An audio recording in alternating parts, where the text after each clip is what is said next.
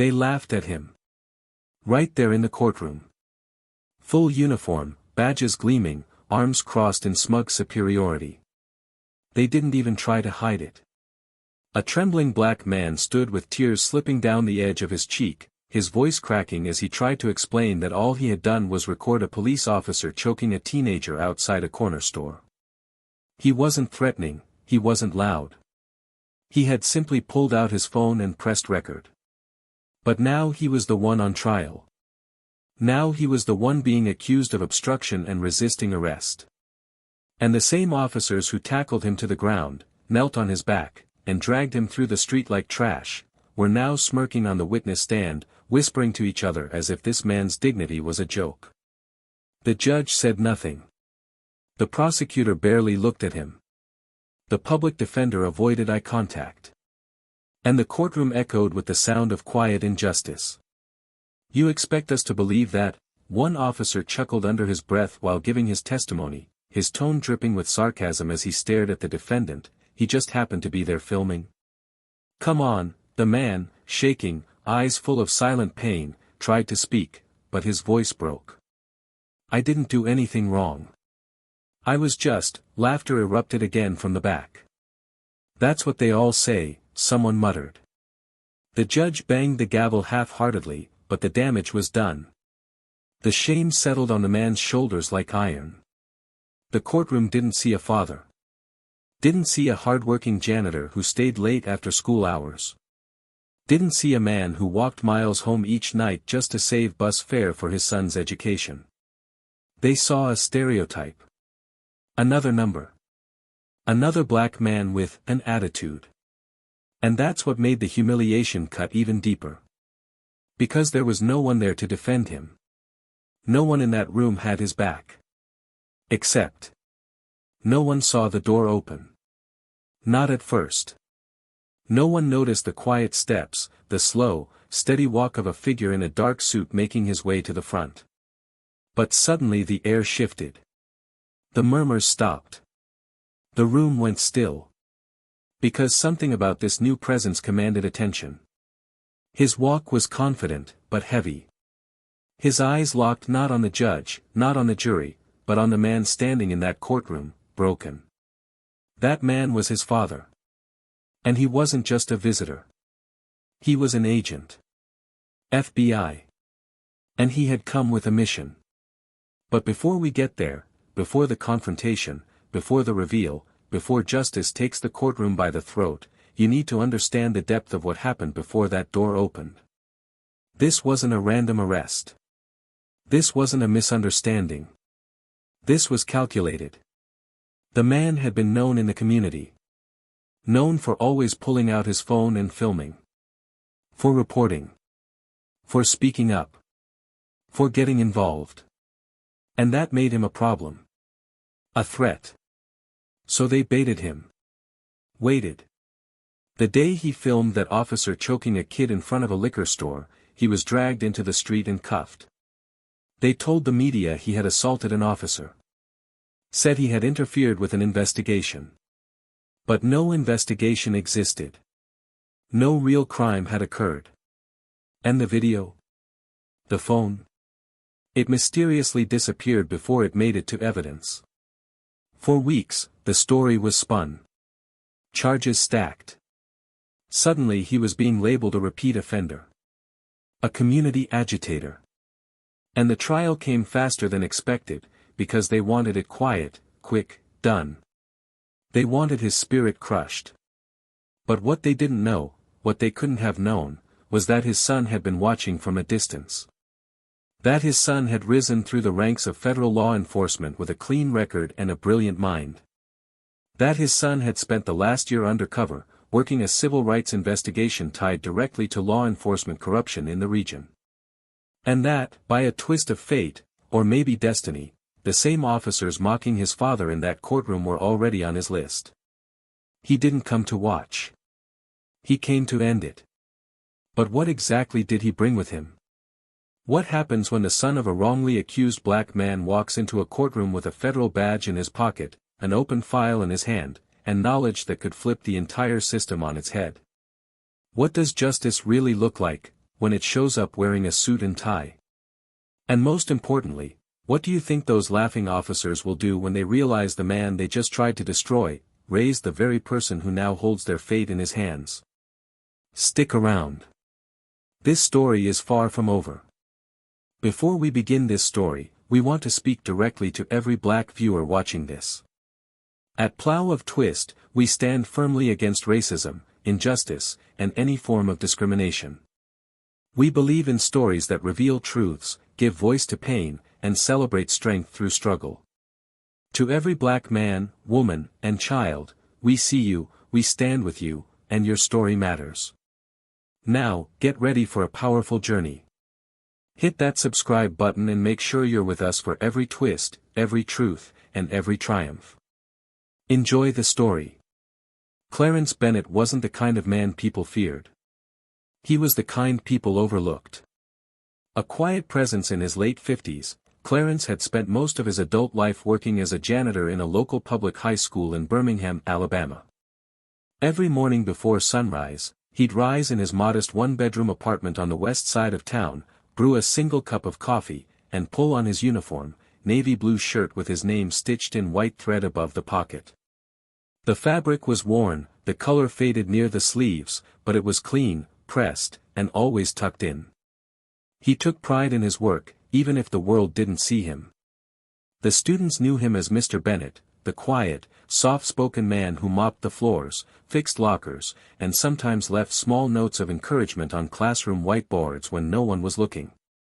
He had never missed a day of work in 15 years. He had no criminal record. No scandals. No enemies. What he had was a son, an only child he raised on his own since the boy was 6 years old, after his wife passed from breast cancer. His son, Jordan, was his pride. Clarence worked double shifts, weekends, summers, anything to make sure Jordan had what he needed. He didn't buy himself new clothes for years. He never owned a car that was less than 15 years old. But Jordan never missed a meal, never lacked a book, and never had to worry about whether he could afford to apply for college. Clarence was not wealthy, but he was rich in commitment. His life was one of quiet resilience and daily sacrifices. The neighborhood he lived in wasn't glamorous. West Birmingham carried the scars of decades of systemic neglect, cracked sidewalks, boarded-up stores, sirens at night, and generations of black families trying to survive despite the odds. It was a place where boys turned into men too early and dreams were often traded for survival. But Clarence had always believed that dignity could survive even here. He was the kind of man who picked up trash off the sidewalk that wasn't his. The kind of man who spoke to every neighbor with respect, even when they didn't return it.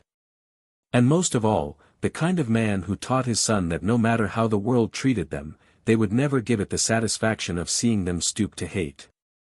That's what made the moment in front of the convenience store so devastating. It had been a Thursday afternoon. School had just let out, and Clarence had gone to the corner store on his way home to grab bread and milk. He was still in his uniform. He didn't hear the commotion at first, just loud voices and the sound of scuffling shoes. When he stepped around the corner of the building, he saw it, a white officer with his knee on the back of a black teenager, maybe 16, maybe 17. The boy wasn't resisting. His face was twisted in fear, not aggression. There was another officer there too, standing back, arms folded, watching. Clarence didn't shout. He didn't interfere. He simply pulled out his phone and began recording. That was it. He stood at a distance, phone in hand, silently documenting what he saw. The moment the officer noticed him, the energy changed. The officer barked something about interference, but Clarence didn't respond. He didn't move. He just kept filming. Within seconds, they were on him. The phone hit the pavement. He felt an elbow to the ribs, a shove, then the crack of concrete against his cheek as they forced him down. Someone kicked his legs apart. Cold metal cuffs snapped around his wrists. He was face down, on the sidewalk, surrounded by people watching and doing nothing. The boy he had tried to protect was shoved into a squad car. Clarence's phone. Gone. The footage? Never recovered. The official report claimed he was aggressive. That he had shouted obscenities, charged at the officers, tried to obstruct an active arrest.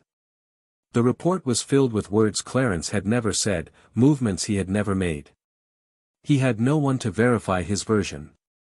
No footage. No ally. The teenager he tried to protect was labeled uncooperative and was quickly transferred out of city jurisdiction. Clarence sat in jail for 3 days before even seeing a public defender. By the time his court date arrived, the narrative had already been written. The courtroom where Clarence would stand was old, the kind that smelled of wood polish and bureaucracy. The judge was known for being tough on crime, and his track record showed a pattern, particularly with defendants of color. Clarence's assigned attorney was a young white woman with tired eyes and too many cases. She didn't meet him until the morning of the trial. She called it a small case, said they'd try to negotiate community service. But Clarence didn't want to negotiate. He wanted the truth. He wanted his name clear. He wanted his dignity back. That's when she began to lose interest. The officers who arrested him walked into the courtroom in uniform, heads held high, chatting and laughing with each other like men on a coffee break. They glanced over at Clarence, chuckled, and shook their heads. Their body language oozed arrogance. One of them had a reputation in the community, people whispered about him, called him badge bully. No one ever challenged him. The judge seemed to favor them even before the opening statements began. Jordan hadn't come to court that morning. Clarence had told him not to. He didn't want his son seeing him like that, worn out, shackled, a shell of the man who raised him. Jordan, now 28, had become everything Clarence hoped for. A graduate of Howard University, fluent in policy and law, and now a rising agent in the FBI. Jordan had always been passionate about justice, always believed in reform from within. He'd spent years studying the cracks in the system from the inside out. But his job kept him moving, and Clarence didn't want to distract him with something he thought would be over quickly. But something had shifted in the months leading up to the trial. Jordan had grown quiet during their phone calls. He asked more questions. Seemed more distant, more focused. Clarence assumed it was just the pressure of work. But he didn't know that Jordan had been quietly watching. That he had read the arrest report. That he had recognized the names of the officers. That he had cross-referenced those names with complaints filed over the past 5 years. And what he found disturbed him. Still, Clarence stood alone in that courtroom. Surrounded by silence. No supporters. No cameras. Just a worn-out black man being paraded as a criminal for daring to record injustice. The trial was swift. The prosecutor painted him as uncooperative, disrespectful.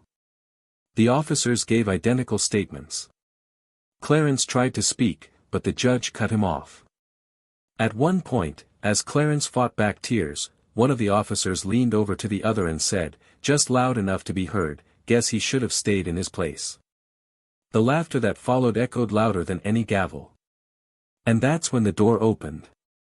But before the moment that would flip everything, before the badge was revealed, before the courtroom gasped, before the karma exploded into the very air, Clarence had already paid the price of humiliation.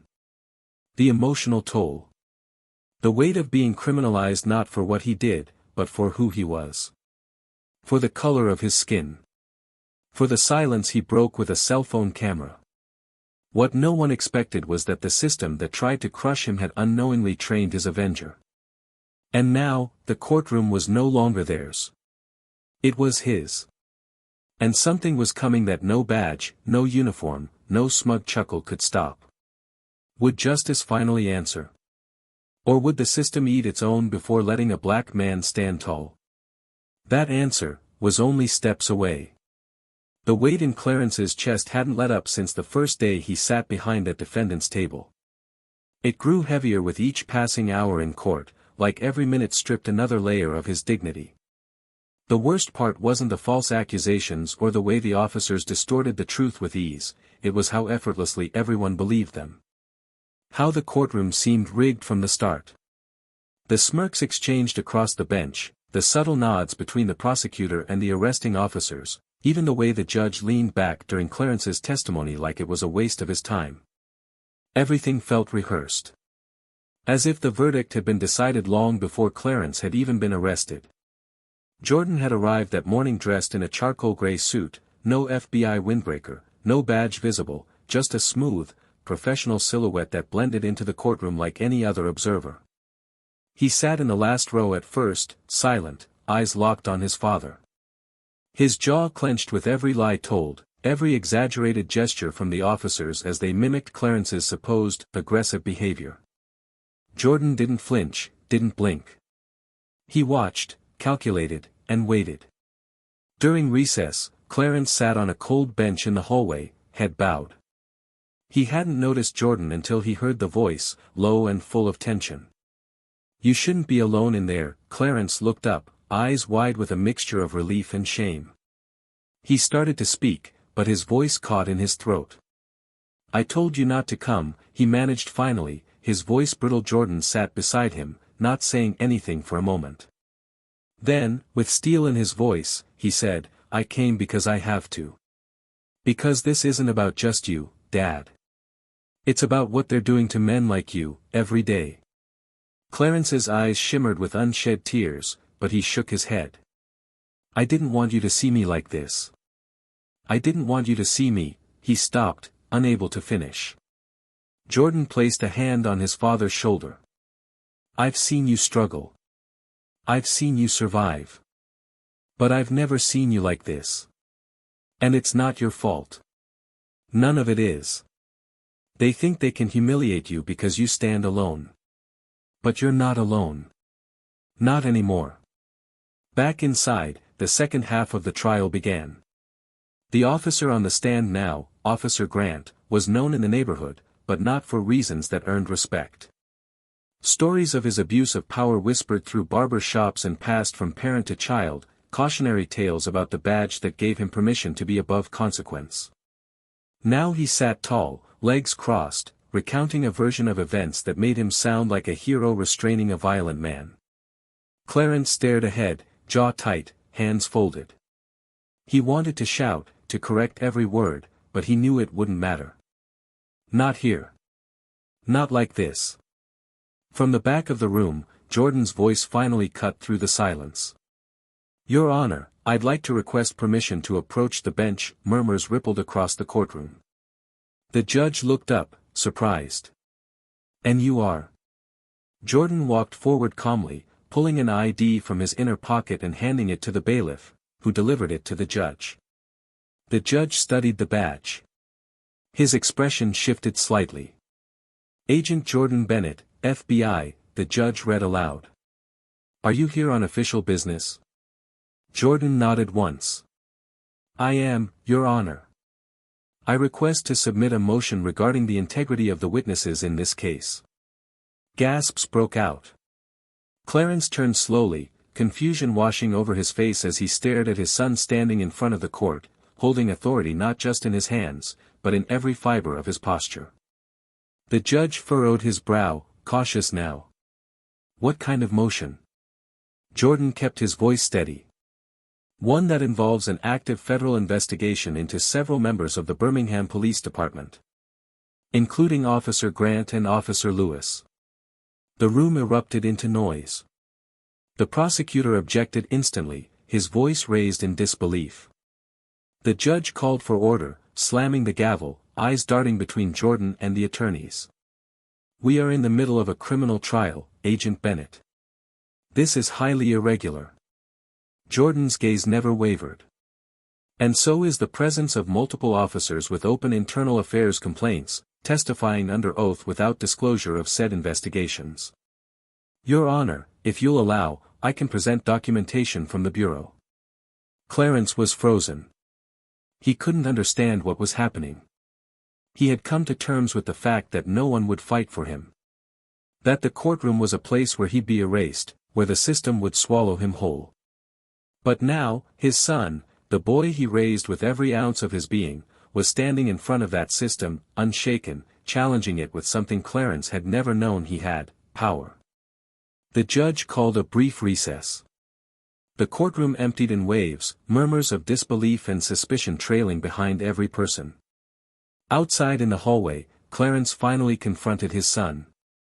"You're investigating them?" he asked, voice low, full of disbelief and something that sounded like hope but wasn't ready to believe it yet. Jordan nodded. 4 months. The DOJ's been building a case around misuse of authority, falsified reports, racially targeted arrests. I didn't know your name would show up in the middle of it. But when it did, I knew I had to move. Clarence shook his head, as if trying to shake the fog from his mind. "Why didn't you tell me?" "Because I needed to be sure," Jordan said. "And I couldn't risk tipping anyone off. These guys, they're protected. But we're close. Real close." Inside the courtroom, Officer Lewis looked uneasy for the first time. The prosecutor pulled him aside, whispering harshly, glancing over his shoulder toward Jordan. Something had cracked. The confidence, the arrogance, it was starting to slip. For the first time since the trial began, Clarence saw fear on their faces. The judge returned with a forced calm, but his voice lacked conviction now. "We will continue this trial," he said, "but Agent Bennett's request to submit supporting documentation will be granted. The evidence will be reviewed before a verdict is issued." The courtroom shifted in energy. No one was laughing anymore. Over the next hours, Jordan stayed silent. Watching. Not as a spectator, but as a hunter. He made notes. Made calls. At one point, he leaned close to his father and whispered, "They're scrambling. They know what's coming." Clarence stared ahead, the tears long dried from his eyes, replaced now by something new. Not anger. Not even revenge. Resolve. He sat taller. Spoke with clarity when questioned again. And when he left the courtroom that day, he walked with a different posture. But something still hung in the air. A tension. A truth not yet spoken. Because what no one in that courtroom knew, not even Clarence, was just how deep Jordan's investigation ran. The files in his possession didn't just link those officers to misconduct. They linked them to something bigger. Something systemic. Something that could dismantle more than a few reputations. And in the next session, that truth would walk through the door, and shatter the courtroom like glass. What had they done? What were they hiding? And how far was Jordan willing to go to make sure the world found out? We're just a breath away from the moment that changes everything. The morning was unusually quiet inside the courthouse. Even the creak of the wooden benches seemed softer, as if the very walls knew something was coming. Clarence sat at the defendant's table, shoulders squared, eyes fixed straight ahead. No more tears, no more trembling.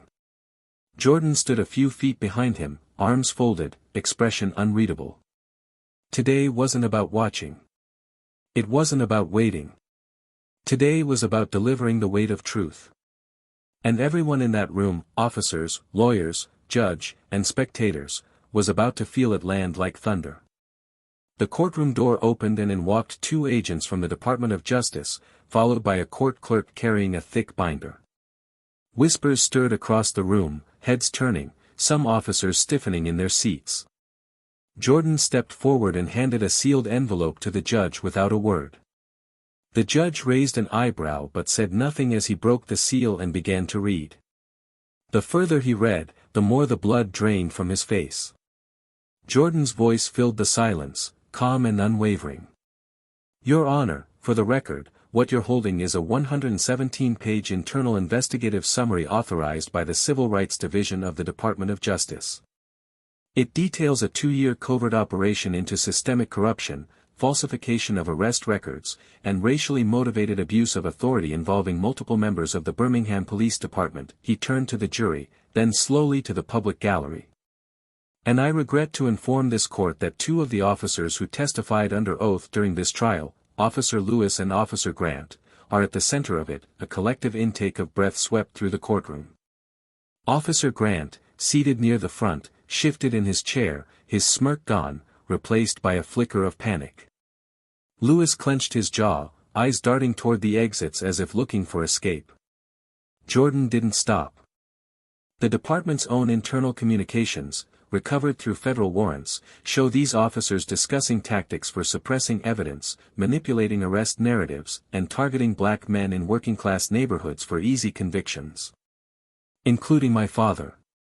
Including the man this court was prepared to sentence based on fabricated testimony. Clarence looked down, swallowing hard. The word "father" had been said so quietly, yet it cracked open a chamber in the room that had been sealed shut from the beginning. Now it wasn't just about a case. It was personal. It was blood. It was legacy. The judge's voice finally returned, low and uneven. "Are you presenting this as formal evidence, Agent Bennett?" Jordan nodded. "I am.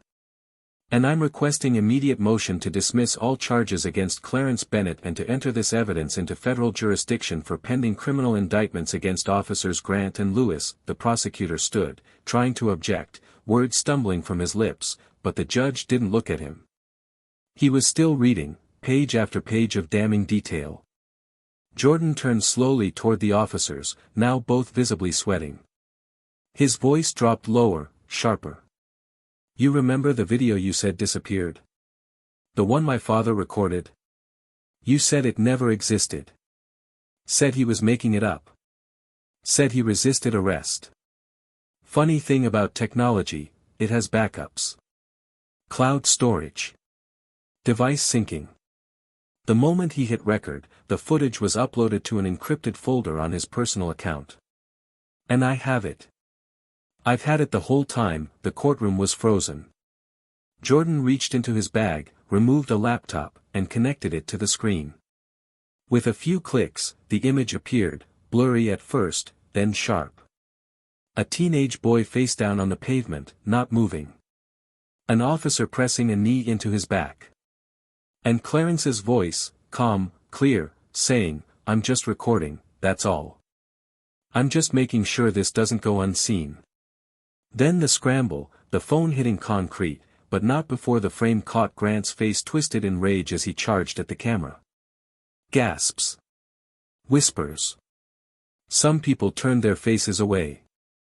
Others stared with mouths open, paralyzed by the undeniable truth of what they were seeing. The evidence didn't just contradict the officers, it exposed them. Officer Lewis stood up suddenly. "This is a setup," he said, voice rising, desperate. "He's using his badge to protect his own damn family." Jordan's reply came fast, measured. "This isn't about family. This is about facts. You lied under oath. You manufactured a case. And now the system you used to shield yourself is going to bury you." The judge raised a hand. "That's enough. Officer Lewis, Officer Grant, you are ordered to remain seated and silent. This court is hereby pausing all proceedings pending a review of the submitted materials. Court security, detain both officers for federal questioning." The two men hesitated. Grant stood as if to walk, but a bailiff stepped in front of him. Lewis's hands were already raised. Their faces, once smug, now collapsed into the hollow terror of men who finally realized that power doesn't last forever. Clarence sat motionless. He couldn't breathe. He couldn't blink. He felt the ground beneath him shift, like a great weight had been lifted so quickly he was afraid he might float away. He turned to Jordan, whose face had finally softened, not with relief, but with something deeper. A silent acknowledgement. A shared understanding of everything they had both carried alone for too long. "I didn't know you were watching," Clarence said softly. Jordan looked at him, voice steady but tight. "I always was." The gallery had fallen into stunned silence. What they had just witnessed wasn't just a turn in the trial, it was a dismantling. A revelation. The kind of moment that doesn't fade after the gavel strikes. The kind that stays with you. That redefines what justice looks like. The judge leaned forward, closing the binder. This court will adjourn for review. In the meantime, Mr. Clarence Bennett, you are free to go. And on behalf of this court, he paused, words catching in his throat, I offer my deepest apology. Clarence stood slowly, not in triumph, not with vengeance, but with the calm grace of a man who had waited long enough. As he turned toward the doors, the room parted for him like water. He didn't look back at the officers. He didn't need to. They would face what was coming. But just before he reached the exit, Jordan stepped beside him, whispering close. This isn't over yet. What's about to come is bigger than them. Clarence nodded once, eyes still forward, voice low. Then let's finish what they started, and in that moment, father and son walked out, not just free, but with purpose. But what Jordan didn't say, not yet, was that there was still one name left. One person higher than the officers. One man sitting quietly behind a bench of power who thought no one would ever look close enough to see his fingerprints on the entire operation. That name would surface next. And when it did, the courtroom would never be the same.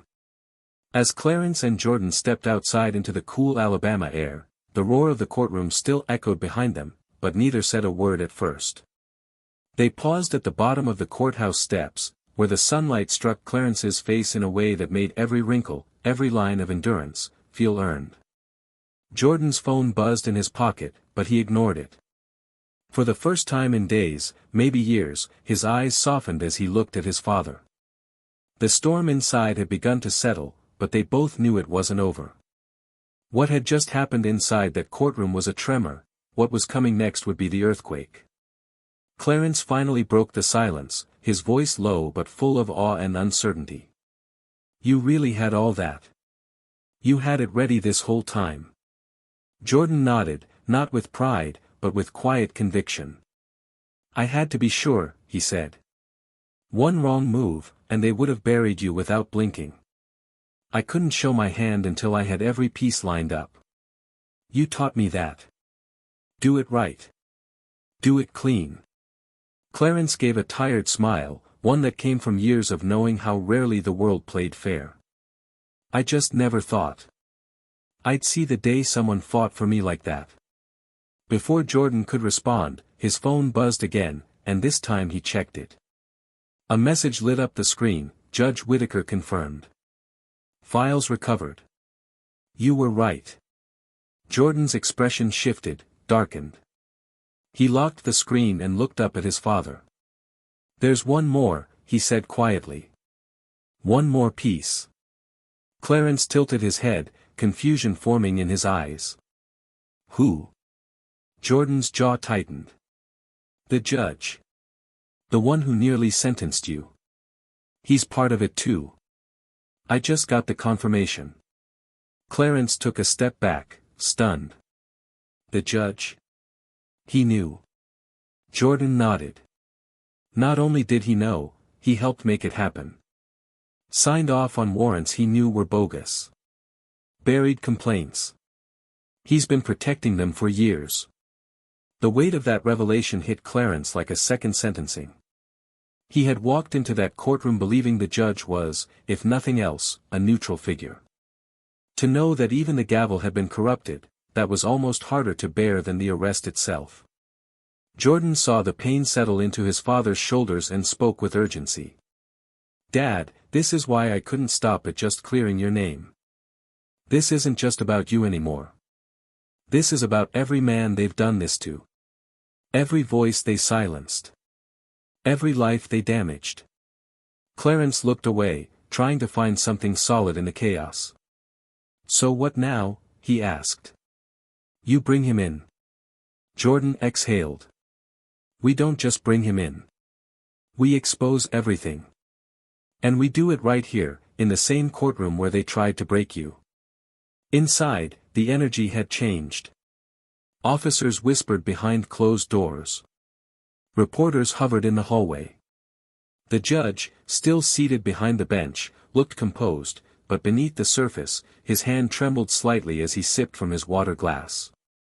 He had watched the evidence play out just as everyone else had. He had seen the truth unfold in real time. And now, he was beginning to sense that the light was turning his way. Jordan re-entered the courtroom with Clarence at his side, walking straight toward the bench. "Your Honor," Jordan said, "we need to reopen the session immediately.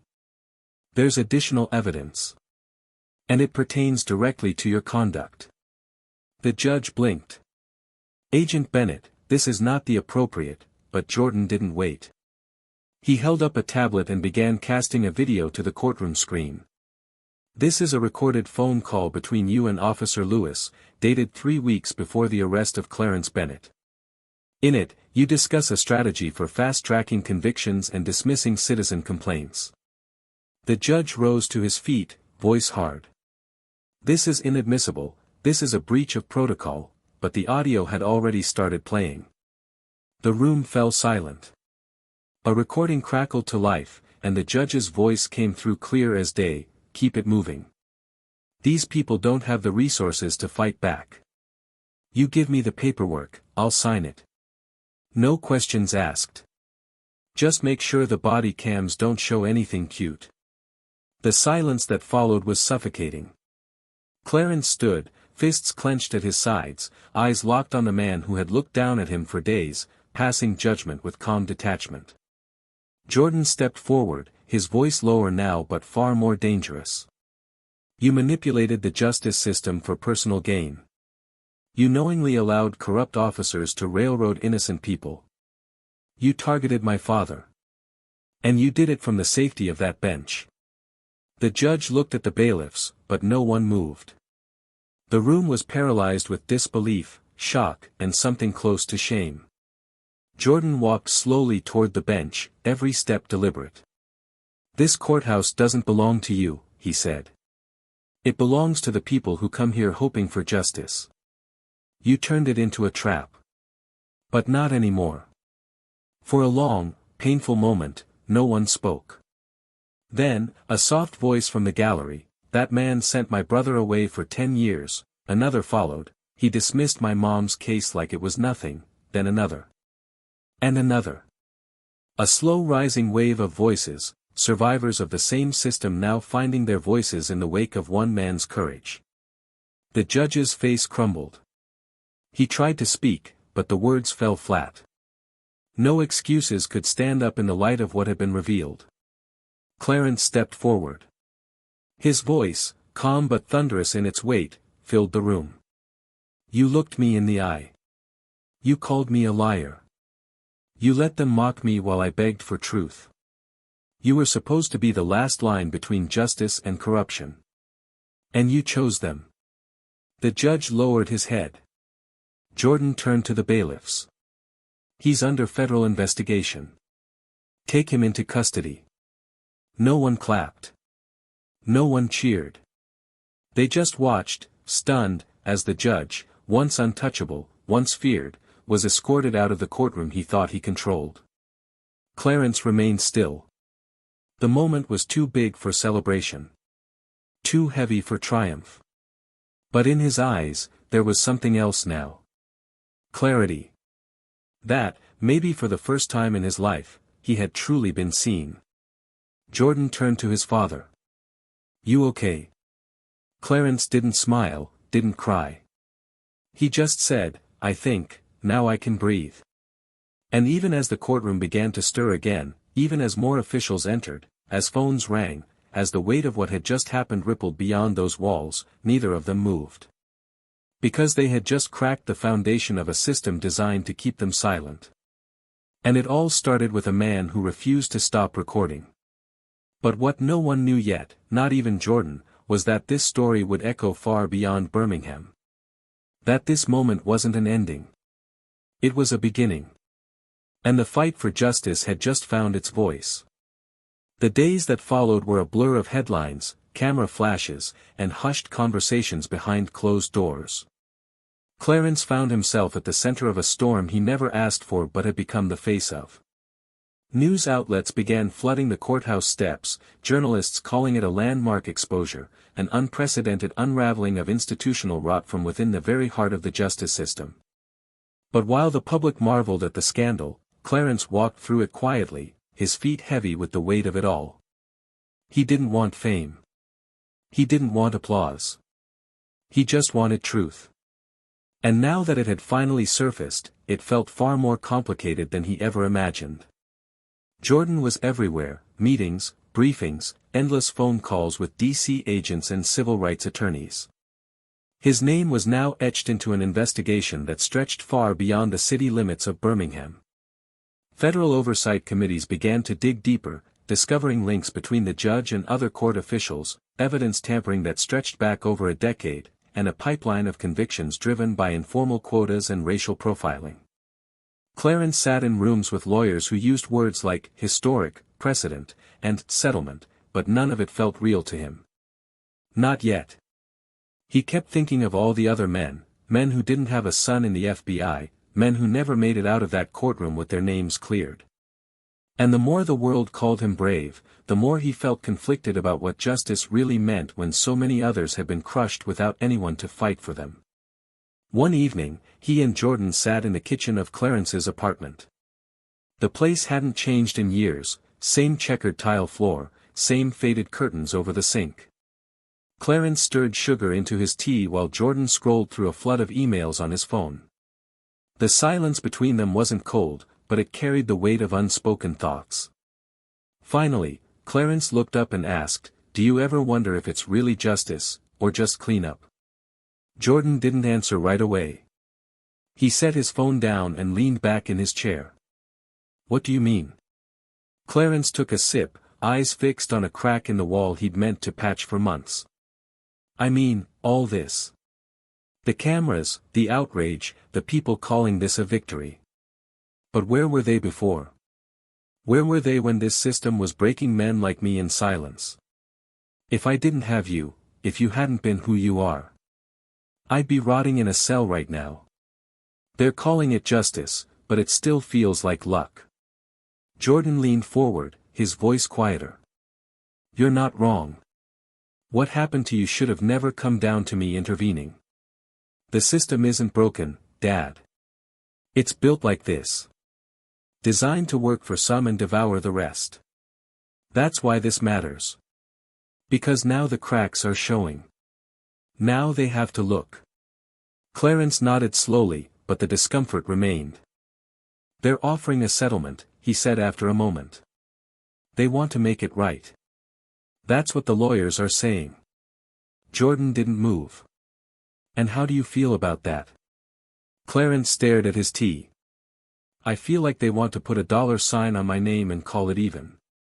Jordan exhaled, then stood and walked to the window, looking out at the streetlights. "You don't have to accept anything. You don't have to play by their timeline. They're scared now. They want it to go away, tie it up neat. But if you want to push further, we can. If you want public hearings, if you want indictments, if you want names named, we can go that route." Clarence stood slower, his body aching from years of labor, grief, and disappointment. "I don't know what I want, son. I know I want peace. But I also know peace shouldn't come at the price of silence. If I take that check, do I lose the right to speak?" Jordan turned to face him. "Not if we write the terms. We can make it public. We can control the message. Or we can refuse it and keep fighting. But it's your decision." There it was. The dilemma. The moral weight pressing in from every side. Clarence had suffered. He had endured humiliation, criminalization, and betrayal at the hands of people who swore to protect the law. Now he had leverage. He had the power to demand change, to push for consequences. But with that power came responsibility, not just to himself, but to every other person whose story mirrored his but never reached the light. As the night stretched on, Clarence returned to the courtroom in his mind. Not to the trial, but to the years leading up to it. The times he felt invisible. The moments when justice felt like a language meant for someone else. And now, the irony, after all that pain, he was the one people were looking to. He was the symbol. The story. But he hadn't asked for that role. And still, it was his. Days later, a town hall was held in one of Birmingham's largest community centers. Hundreds of people filled the room, residents, activists, victims, lawyers. The city had never seen such turnout. At the front sat Clarence, beside Jordan, with a microphone in his hand and a silence pressing on him like a tide. Cameras pointed at his face. Reporters whispered. The mayor had sent representatives, but no one dared interrupt. Everyone was waiting. Clarence adjusted the mic and cleared his throat. His voice came slow, measured, the kind of voice that carried pain and grace in equal parts. I didn't ask to be here. I didn't set out to be a name people recognize. I just wanted to go home that day. I just wanted to protect a kid. That's it. But when they saw me, they didn't see a father. Or a worker. Or a man. They saw a problem. A threat. And they treated me like one. He paused, letting the words settle, his eyes scanning the crowd. But what they didn't see, what they couldn't have known, was that I had a son who paid attention. A son who didn't forget what I taught him. A son who believed in truth so much, he put his own career on the line to make it heard. And because of him, and because of people who refused to look away, we cracked something open. The room was still, silent, reverent. They want to pay me to be quiet now, Clarence continued. They want to wrap this up and move on. But how do you move on when your neighbors are still being profiled? When young men are still getting stopped, harassed, arrested, and buried by lies? How do I accept peace if it means leaving others in pieces? Jordan watched him, his throat tight. This was Clarence's choice, his moment. Not as a victim, not as a symbol, but as a man reclaiming his voice.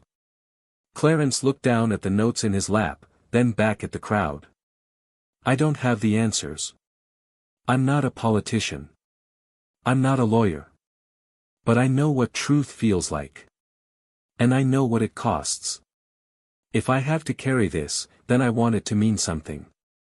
I want every kid in this city to know they're worth protecting. I want every man who's been silenced to know they ain't crazy. And I want every cop who uses that badge to hide behind hate, to know we're watching now. We see you. The crowd didn't erupt. They didn't need to. What followed was a wave of standing people, heads bowed, hands clapping not in applause but in agreement. Clarence sat back, his chest finally rising in a way that felt full.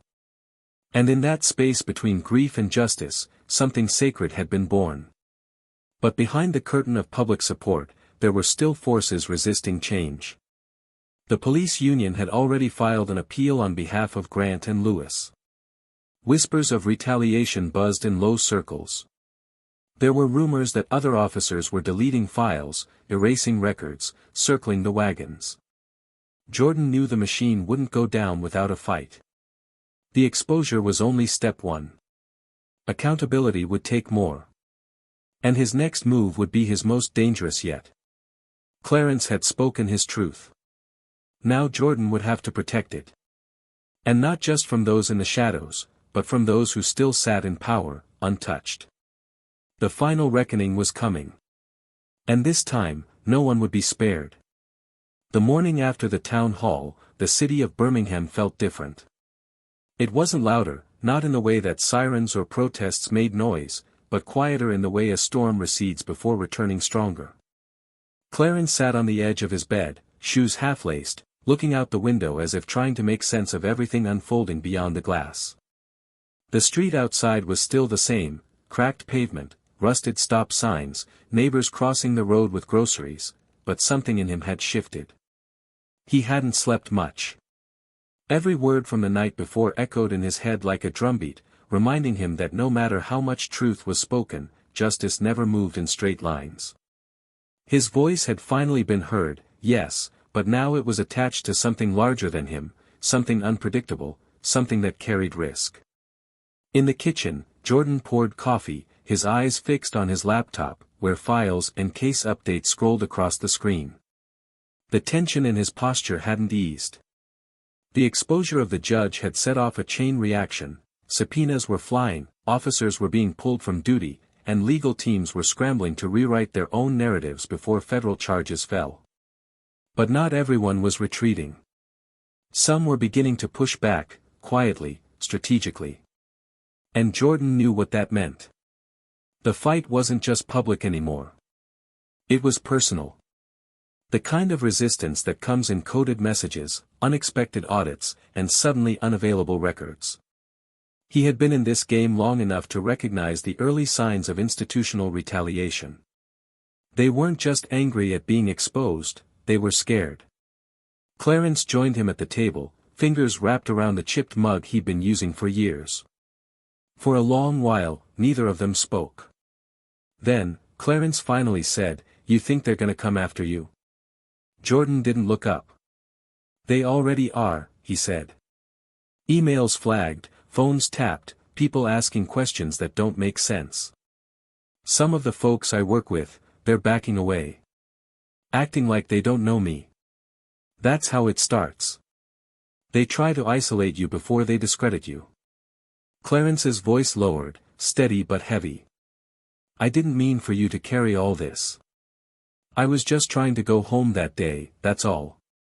Now you're in the crosshairs because of me." Jordan finally looked up, meeting his father's eyes. "No, Dad. I'm in the crosshairs because of them. Because I refuse to look the other way.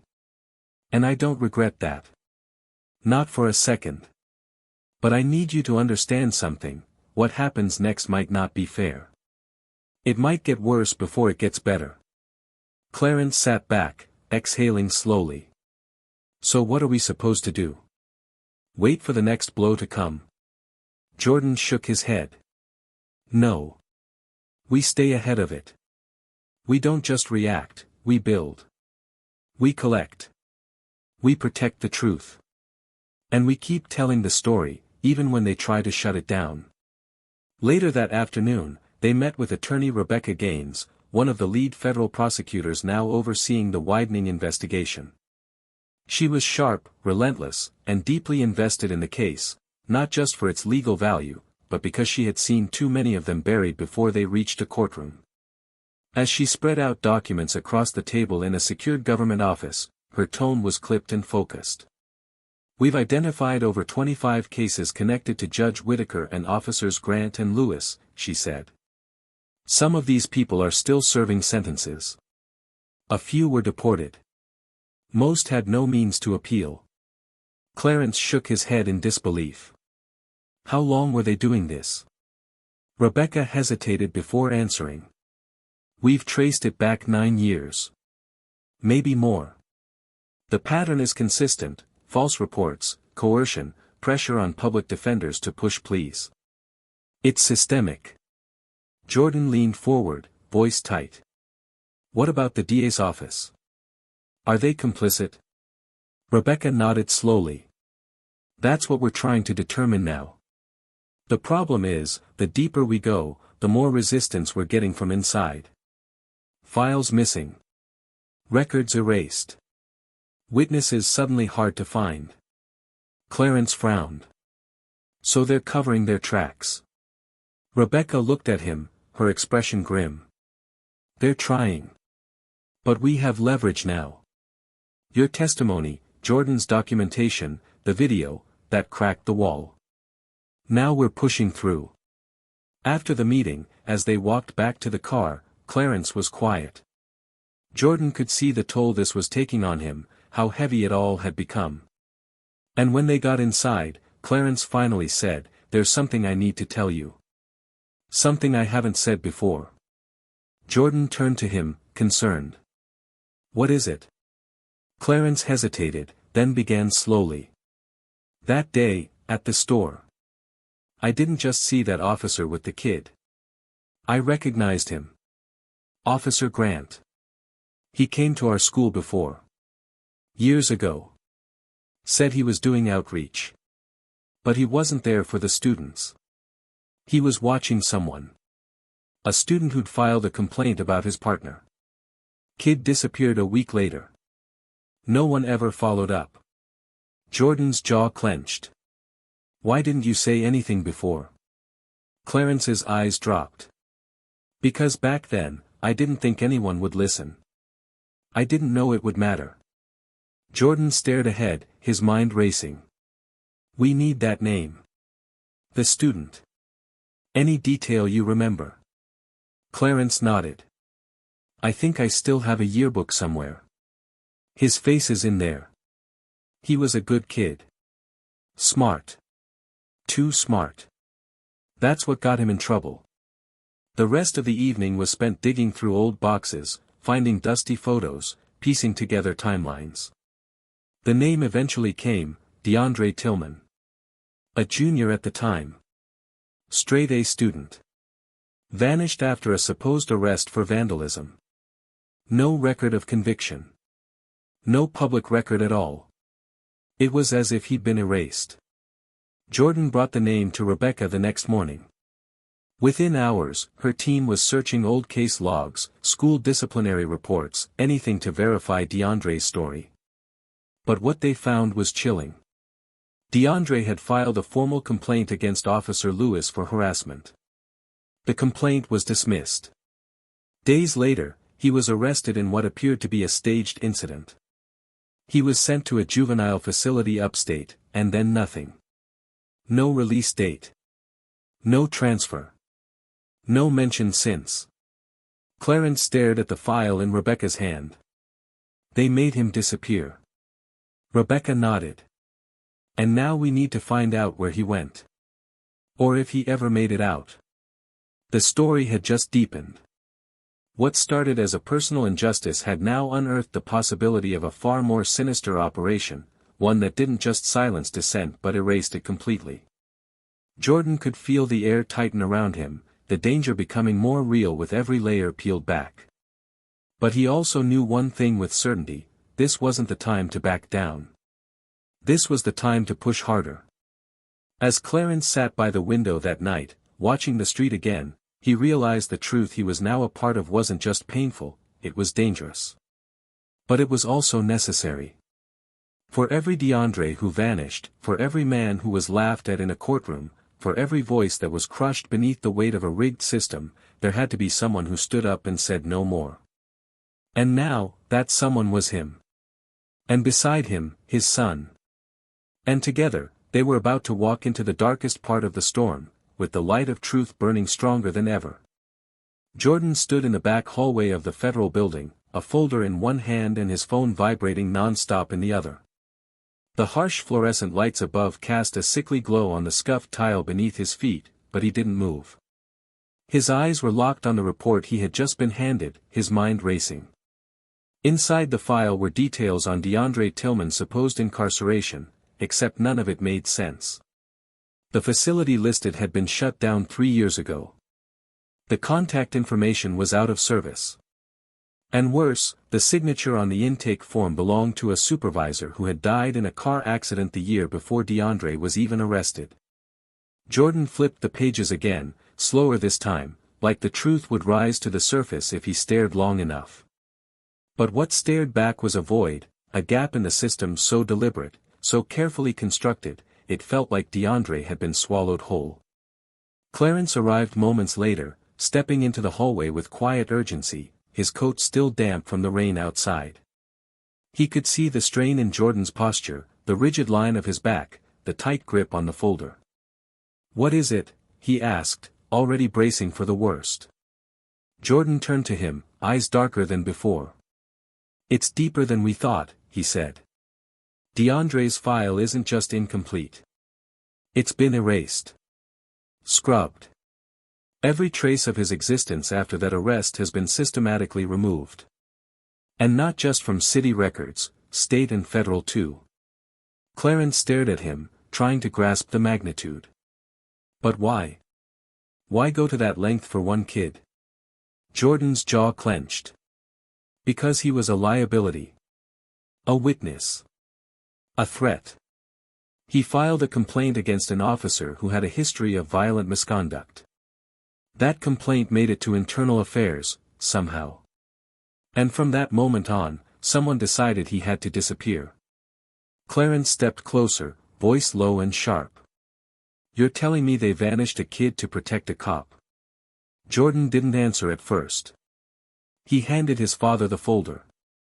Read it. Look at the dates. The connections. The pattern. This wasn't an accident. This was policy. Clarence's hands trembled slightly as he opened the folder. He didn't want to read it. But he had to. Line after line, name after name, and the hollow silence between them all. It was like looking at the shadow of a life that had been deliberately extinguished. Where is he now? Clarence asked. Jordan shook his head. That's what we need to find out. And fast. They drove in silence for a long while, the rain pattering softly against the windshield, the city blurring past them. Jordan finally spoke as they neared the outskirts of town. There's a private facility listed in an old contract, Green Lake Youth Center. Shut down 5 years ago, supposedly due to budget cuts. But I pulled satellite imagery. The buildings are still standing. Lights still on. Activity around the property. Clarence turned to him. You think DeAndre could still be there? Jordan's grip tightened on the steering wheel. If he's not, someone else might be. And either way, someone has to answer for what happened to him. By the time they reached the gates of Green Lake, the sky was dark, and the road behind them had emptied.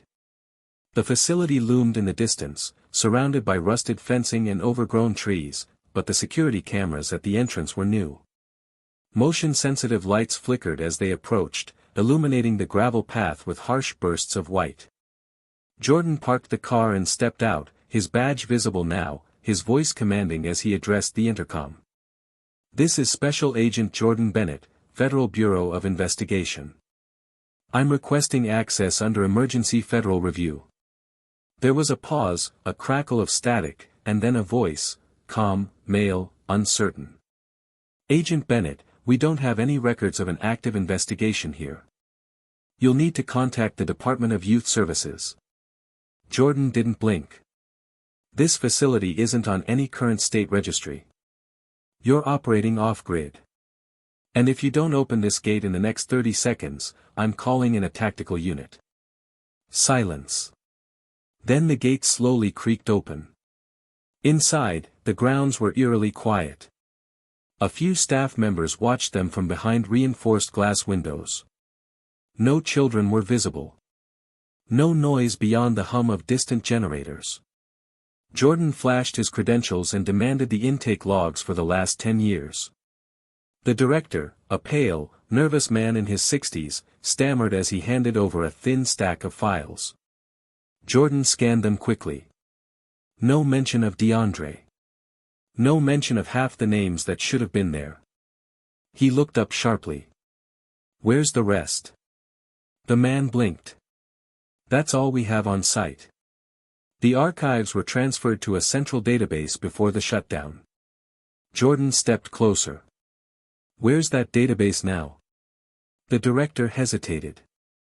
I don't know. Clarence stood to the side, his eyes scanning the corridors, the corners, the silence. Then he saw it, a room at the end of the hall, door ajar, a light flickering inside. He walked toward it slowly, something pulling him. Inside, he found a stack of old lockers, most rusted shut, but one left slightly open.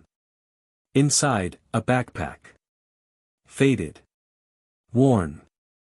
With a name scribbled on the inside tag, D. Tillman.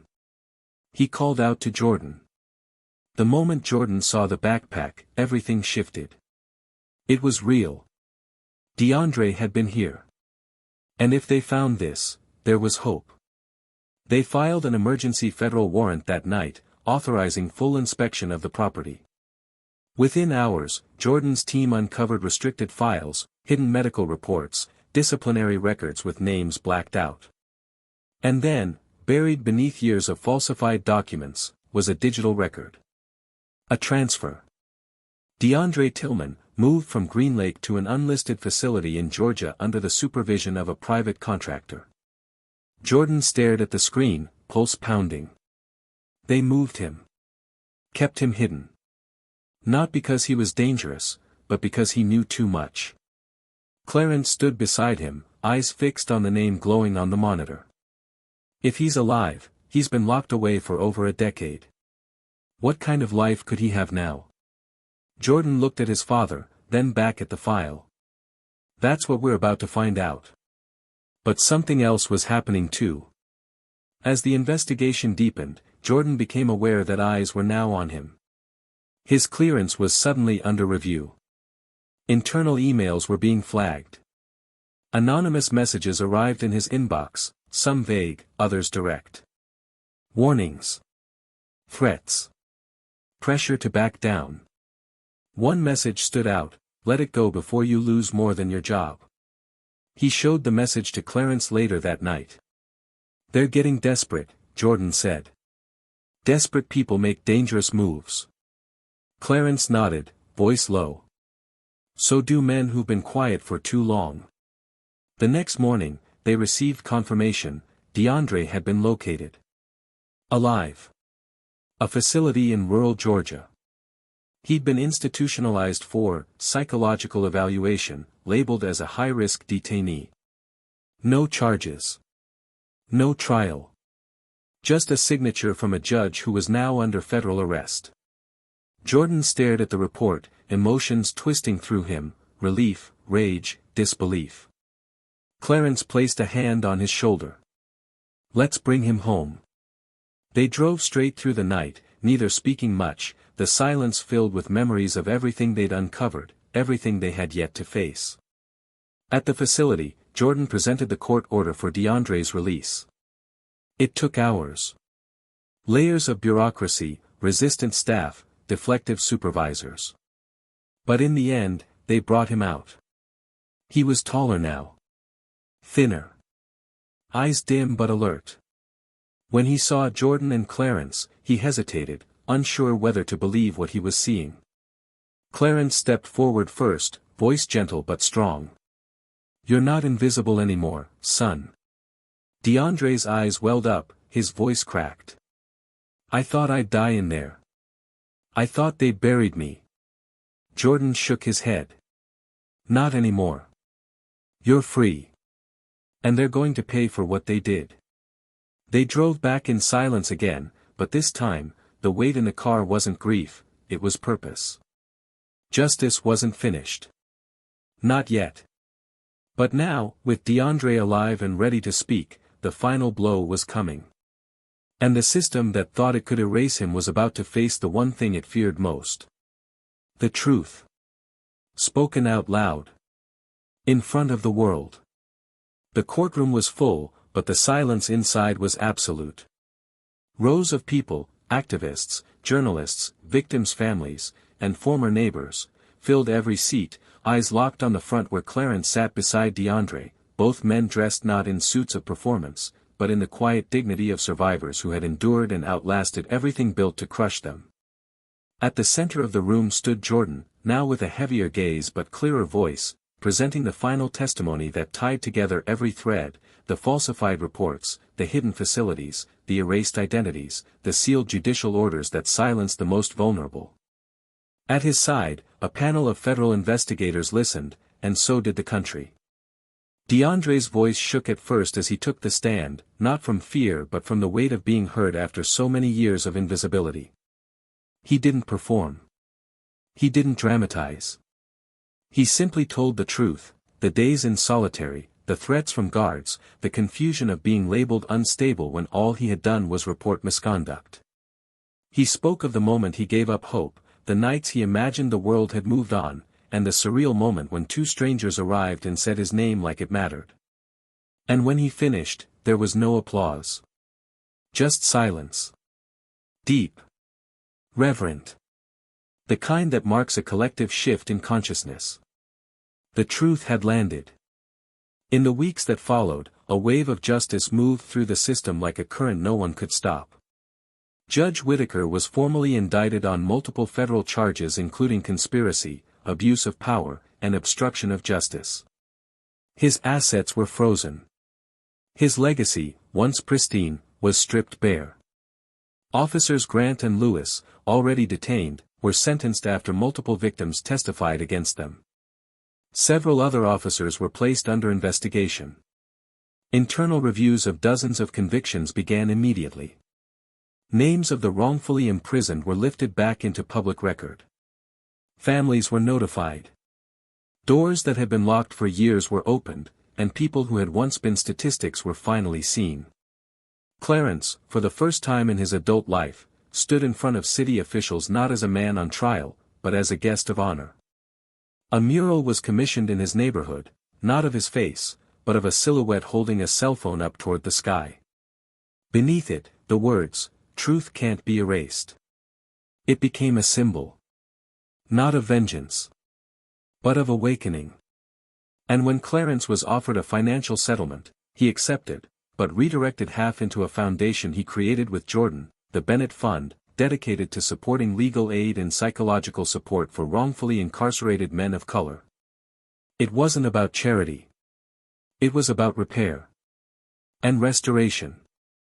Jordan, though celebrated publicly, didn't stay in the spotlight. He turned down a promotion and instead requested a reassignment to the Department of Civil Rights Enforcement. The higher-ups tried to convince him to go bigger, TV interviews, book deals, speaking circuits, but he declined. He didn't want to become a symbol. He wanted to keep doing the work. Quietly. Relentlessly. Because there were more DeAndres out there. More Clarences. And now he had the blueprint to find them. DeAndre, after months of recovery and therapy, stood in front of a group of high school students and told them, "You don't have to be loud to be powerful. You just have to stay alive long enough for the truth to find you." He started working with the Bennett Fund, sharing his story not for pity, but for impact. His name, once deleted, became part of legislation passed in Alabama to ensure independent oversight over youth detention facilities. His existence, once nearly erased, became the catalyst for reform. As for Clarence, he didn't move out of his neighborhood. He stayed right where it all started. Every morning, he still walked to the corner store for milk and bread. People stopped him now, sometimes just to shake his hand, sometimes with tears in their eyes. Not because he was famous, but because he reminded them of someone they loved. Someone who'd been hurt. Someone who never got a chance to speak. He went back to the school, not to clean, but to mentor. He spoke to young men about presence, about restraint, about the quiet kind of strength that doesn't need to shout to be heard. His voice, once ignored in court, became a voice the city couldn't forget. And there, in the quiet evenings on his porch, Clarence would sometimes sit alone and listen, not to the noise of the world but to the stillness within himself. He wasn't bitter. He wasn't broken. He had faced a system designed to erase him, and now he was more visible than ever. But he didn't want the attention. He just wanted to live with the peace that had once felt so far away. And now, at last, it was his. This story isn't just about a man falsely accused or a son who saved his father. It's about the hidden hands that move in the shadows of power, and the lights we can shine when we refuse to look away. It's about what happens when one voice refuses to be silenced, and how that voice can echo into systems, cities, generations. But it's also about how fragile justice can be. How easy it is to believe that one victory means the war is over. When in truth, it's only the beginning of a longer, harder road. So ask yourself this: if you had Clarence's patience, Jordan's courage, or DeAndre's resilience, what would you do with it? What would you uncover? What silence would you break? Because maybe the real twist in this tale is that it's not just a story. It's a mirror. And maybe, just maybe, there's a part of Clarence in all of us. Waiting to be heard. Waiting to rise. If this story moved you, if it made you reflect, if it reminded you of something you've seen or lived, drop your thoughts in the comments below. We want to hear your voice, your truth.